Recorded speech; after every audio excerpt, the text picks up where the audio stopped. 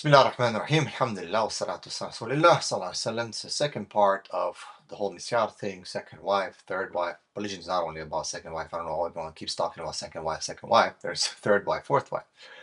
But this is a video by Ustaz Muhammad Tim Humble, and I do recommend everyone to watch this video. I've said many times in my videos that if a man decides to take a second wife, he needs to be ready for the consequences. He needs to understand why. Because so many men, they get married to a second wife, and as soon as the pressure comes in, boom, they divorce the second wife. I've said it many times in my courses. One of the first things that I talk about when brothers talk about polygyny, I said, all right, man, but are you ready? Are you ready to lose your first family? It's one of the things I say to many people. Are you ready to lose your first family or not? If you're ready and you can stand your ground, then if you're ready for what's going to come, Bismillah, bro.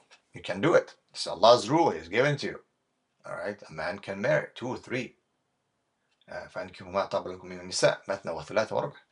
Here, many ulama have talked about this. This is the issue is not debatable here. But a man needs to think, man. All right? You got to keep in mind the circumstances, the issues.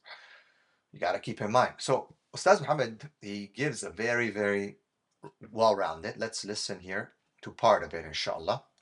And I do recommend that you guys watch the whole thing, okay, from Madrasatul Omariya. And he brings out some really, really good arguments. Let me bring the Bismillah. Here we go.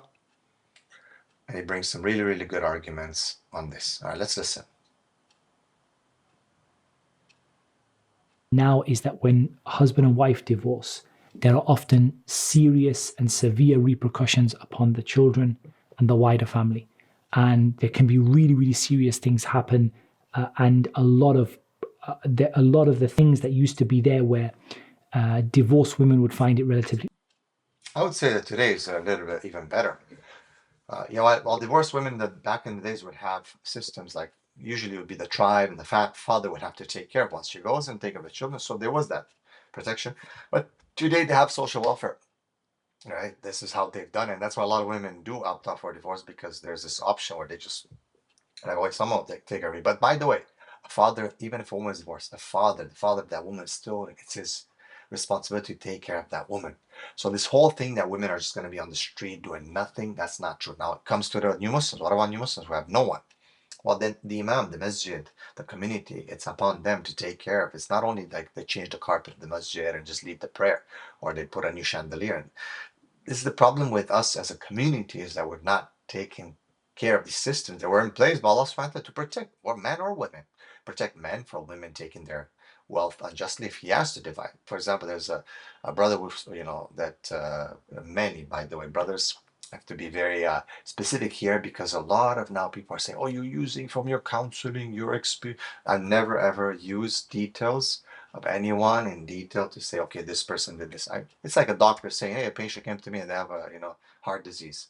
Like I'm telling you about what's happening, and I will never speak about when unless things are an actual, they're basically an actual pattern.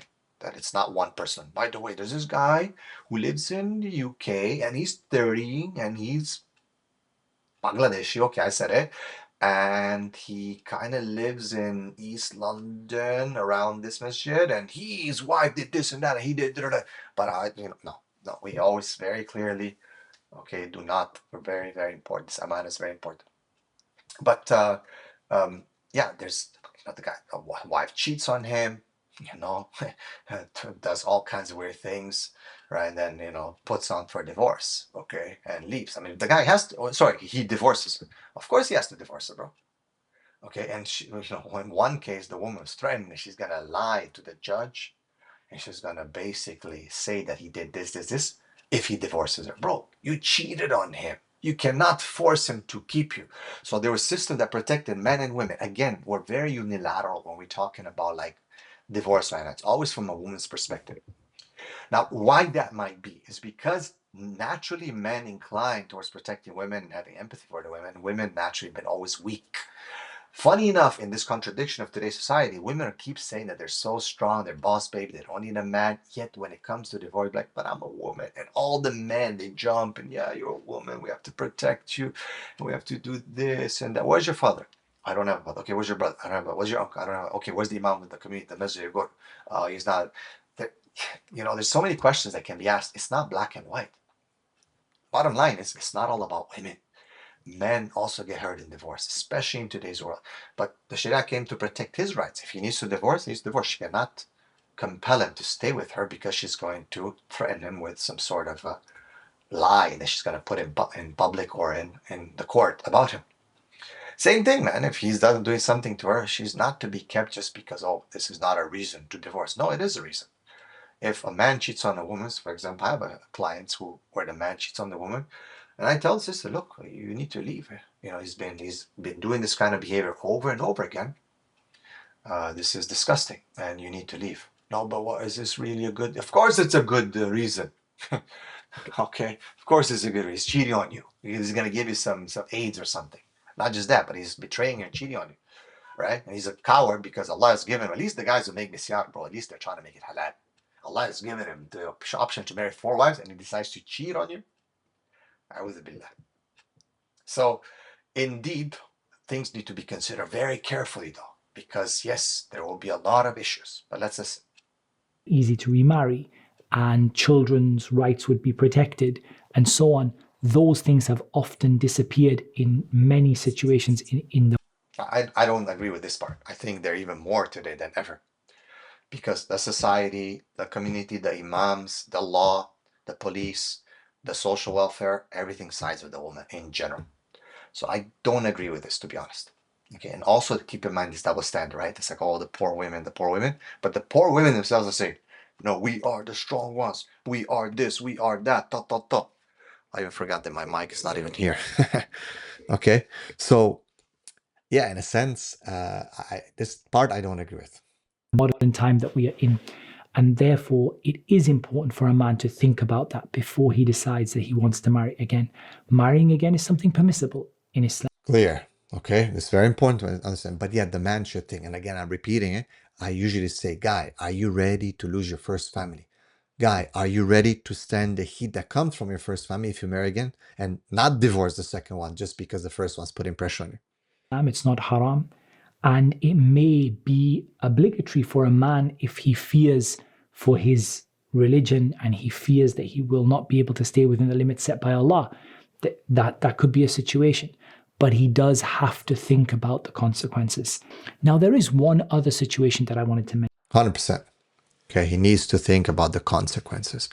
That's very important. I want you guys to listen to the whole thing. He talks about the contract, the marriage contract, the fiqh opinions, and so on. Okay, it's important for you to understand the whole issue. It's not black and white again, guys. Right? Remember, it might be obligatory upon him to marry a second wife if he is in a position where he might be falling into haram. It's not enough for the sisters to be like, if you cannot control his pants, he's not a man. You don't know anything about men. Ustaz himself is saying it might be obligatory. How many mashaykhs have said? Because again, a lot of people, they want to deny the nature of a man. And like they want to deny the nature of a woman and how women really are. But guys lie. They're like, no, we're not like that. It's okay. I'm a good man. I can control myself. And he's doing all kinds of stuff. Men are very sexual. They're much more sexual than women when it comes to like the weakness of control, for example.